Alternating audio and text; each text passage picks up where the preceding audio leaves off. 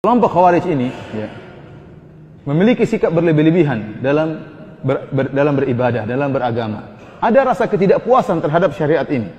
Nabi SAW membagi ghanimah dianggap tidak adil. Demikian juga berlanjut di zaman Utsman bin Affan radhiyallahu taala anhu.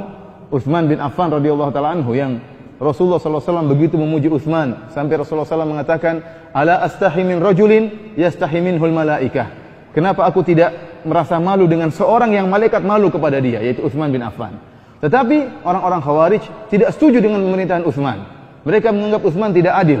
Maka mereka pun memberontak sehingga mereka akhirnya membunuh Utsman bin Affan radhiyallahu taala anhu tatkala beliau sedang dalam rumahnya sambil membaca Al-Qur'an, maka beliau terbunuh sementara darah beliau mengalir di Al-Qur'an yang sedang beliau baca.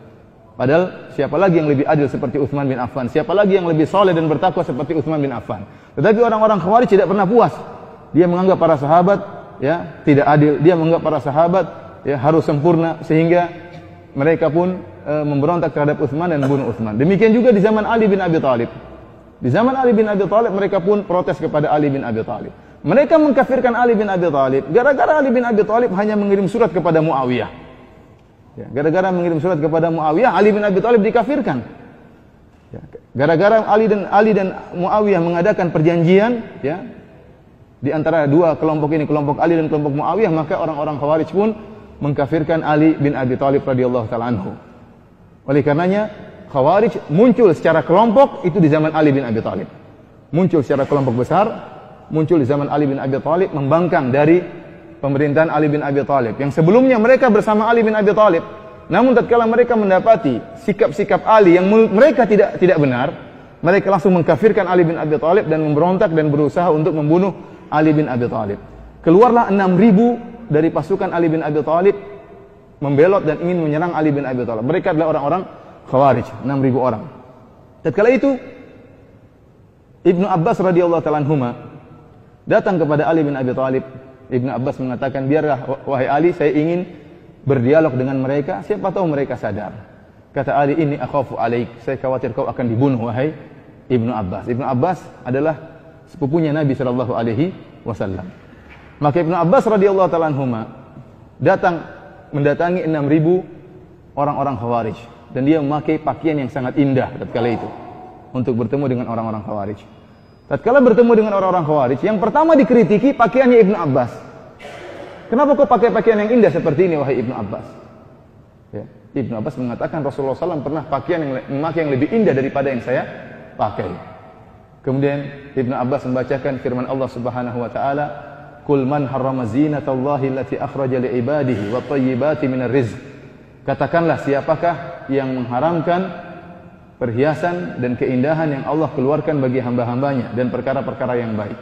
Dari sini sudah nampak bagaimana orang-orang Khawarij, mereka sikap ekstrim. Mereka memandang seorang yang soleh tidak boleh pakai baju yang bagus.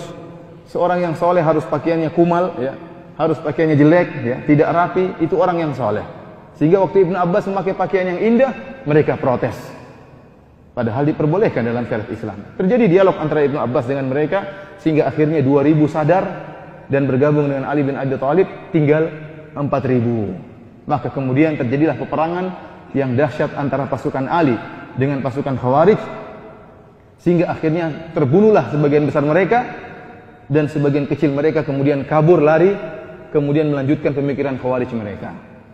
Tatkala Ali bin Abi Thalib membunuh orang-orang Khawarij, Ali bin Abi Thalib menyuruh pasukannya untuk mencari seorang mayat dari orang-orang Khawarij tersebut yang memiliki sifat yang pernah digambarkan oleh Nabi sallallahu alaihi wasallam. Nabi pernah menjelaskan dalam hadisnya, ada seorang di kalangan orang-orang Khawarij yang dia tangannya buntung, kemudian di tangan buntungnya tersebut seperti ada daging yang tumbuh semacam tai lalat yang besar, kemudian di tai lalat tersebut ada uraian rambut yang putih. Setelah Ali membunuh orang-orang Khawarij, kata Ali, carilah orang tersebut. Saya mendengar Nabi mengatakan bahwasanya di antara mereka ada orang seperti ini. Maka pasukan Ali bin Abi Thalib pun mencari orang tersebut di antara mayat-mayat orang Khawarij. Setelah mereka cari, tidak ditemukan. Maka Ali menyuruh mereka untuk mencari lagi. Rasulullah SAW menyatakan ada sifat seperti itu. Mereka mencari, tidak menemukan. Akhirnya Ali bin Abi Thalib yang cari sendiri.